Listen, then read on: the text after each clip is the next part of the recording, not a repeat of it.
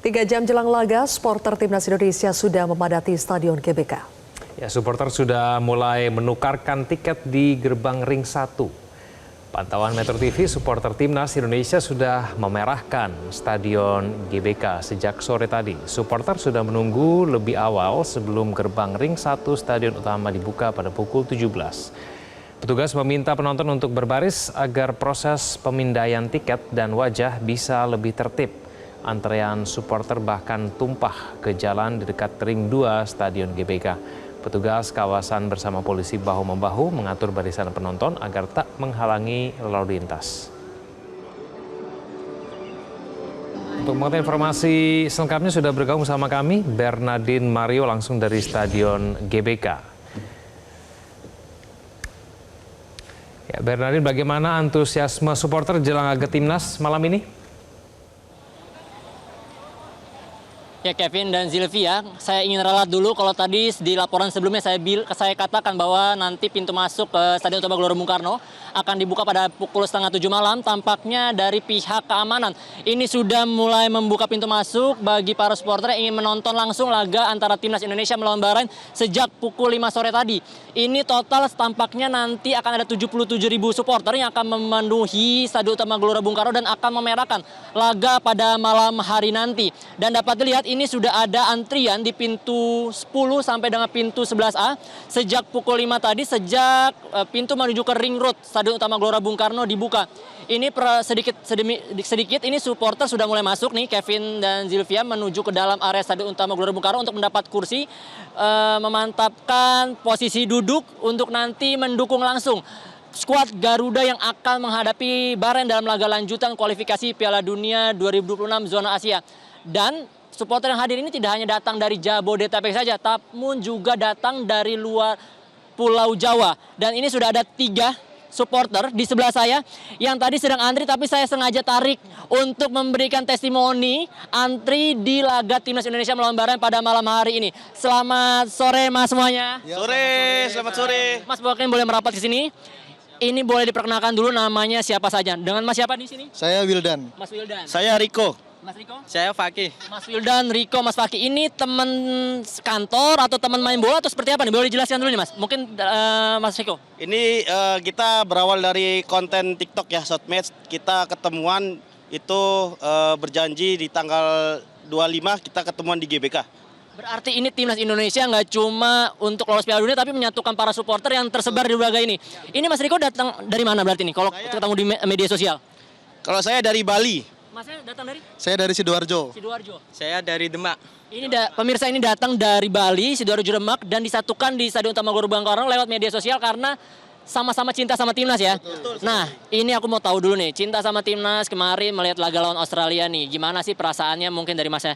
Ya pertama sih tetap kita kecewa lah ya. Kecewa tuh pasti, tapi yang namanya rasa optimis tuh harus tetap ada.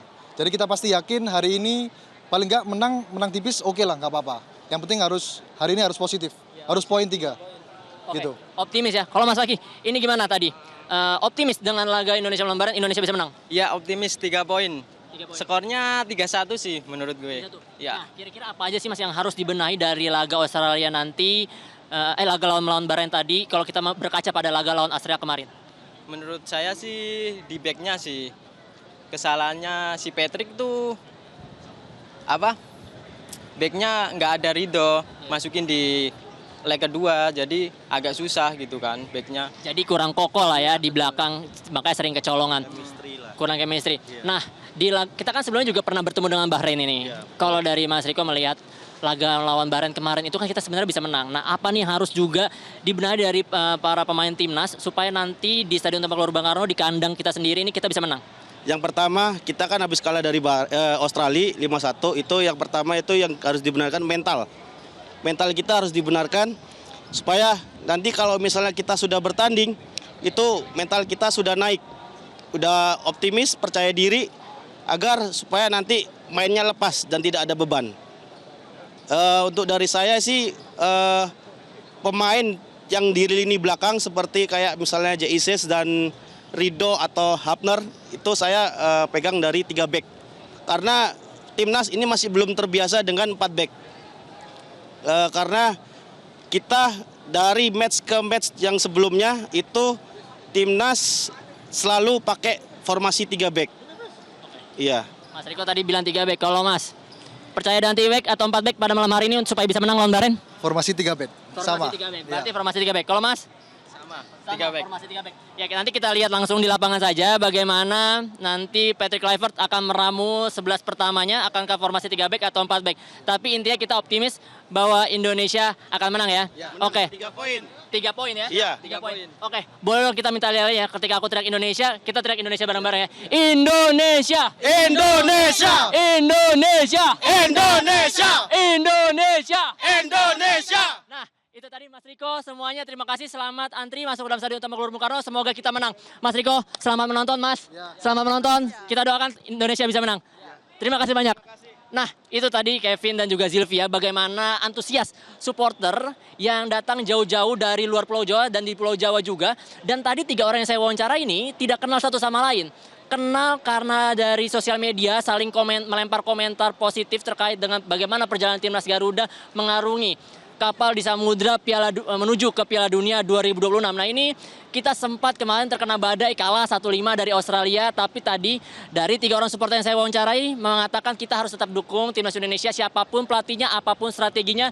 Tentu harapannya 3 poin khususnya pada malam hari ini melawan Bahrain, Kevin dan juga Zilvia dapat diraih oleh skuad Garuda sehingga asa untuk tampil di Piala Dunia 2026 di Amerika.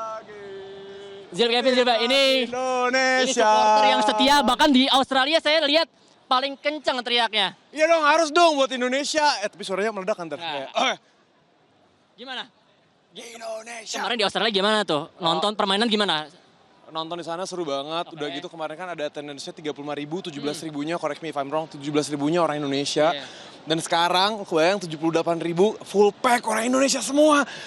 Dan kita siapin tenaganya, teriak-teriaknya buat nanti aja guys. Kalau sekarang itu dia. Kalau sekarang teriak-teriaknya habis men. Jadi kemarin gue pas datang teriak-teriak, pas laga seret bro. Jadi Tapi teriak-teriak itu kalah 5-1 nggak masalah ya. Yang penting tetap. jujur ya, buat gue sebagai fans, gue bukan pandit teman-teman.